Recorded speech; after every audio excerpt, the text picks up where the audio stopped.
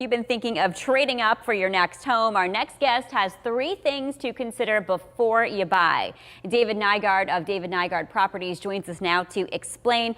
Good to see you again. It's great to be back. Thank you so much. So I've been in this situation where we wanted to upgrade to a little bigger house. And so many people are doing it with COVID. Right. They're getting tired of working at home, and it's like, you know, maybe we should get something a little bigger. And but so it's that's what's scary happening. when you're trying to sell one and buy one at the same time. That's right. So let's talk about this, some of the mistakes. So we actually have a report for 6. We'll talk about 3, but if you want the 6, just email me or call me and we can send you're those to you. teasing us. You're going to leave us hanging. Going to leave you hanging this All time. right. But basically the first thing we want to do is make sure you take your rose-colored glasses off. Too many people go to a home, they start looking, and then they realize the home's sold, or they don't qualify, or they can't afford it. And so one of the first things you really should do is get in touch with a good agent who's got a good, solid home buying system that'll match the perfect homes to you, and also help you get the right financing. Because if you don't go in with the right financing, you won't get that house. We're seeing probably 4 or 5 offers for every property these days. And a lot of it will boil down to who's going to finance and make sure that property closes. So what if you think, okay, I'm not ready to buy, so I don't want to go and get the financing done yet. I just want to look. A lot of people just want to look, and that's fine.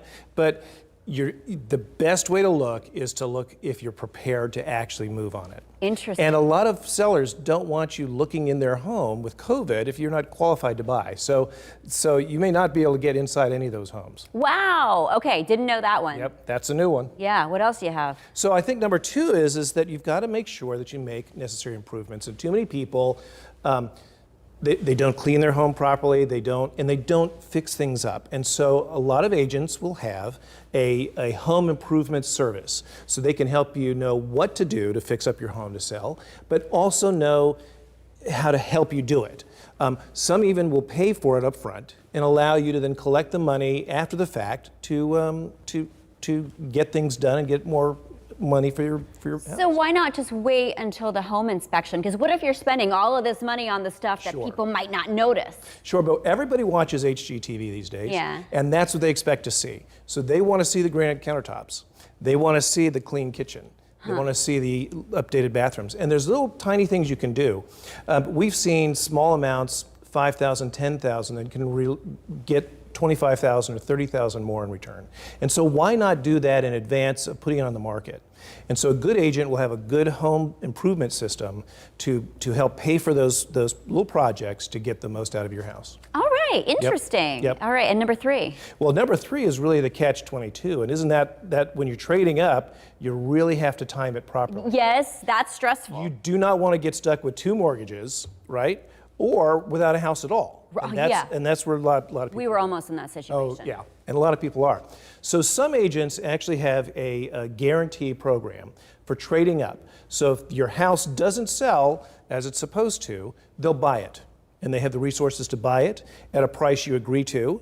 And then that'll allow you to move into that next house. Are you kidding me? No, I'm not kidding you. So that's actually a thing? That is a thing. So how do people learn more about that? Oh, I have a program like that, and there's other agents, and we'd be happy to talk to you about it anytime. Really? Okay, yeah, because timing it, because you're right. I mean, you could, the home inspection, that's what we ran into. Right. And then we're stuck with all these repairs happening in the new house, and we had to postpone selling the old house. Yep.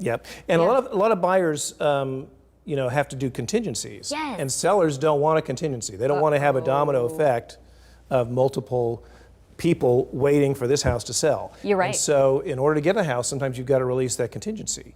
And if you've released it, then you really need to get that house sold. But you can release it without worry if you've got one of these guaranteed programs. That's a really good point, because you're right. If you have that contingency, then they're going to be like, I'm going to take an offer without a contingency. It's very competitive. Yeah. And so they're going to look at the contingencies when they're considering the offers. They're going to look at the contingencies, and they're going to look at the kind of financing you have in place. And that's why these things, if you get these in place early, then you can effectively shop, and you're free to go into some of these homes. Right. And you can get the most bang for your buck. All right, and then real quick, how can people find you? Oh, David at davidnygaard.com. We will be glad to send you the report, all 6, and or give us a call, 757-333-4033. Now I want to know the last 3. All right, I'm going to find out during the commercial. Thanks, David. Good to see you. Thank you.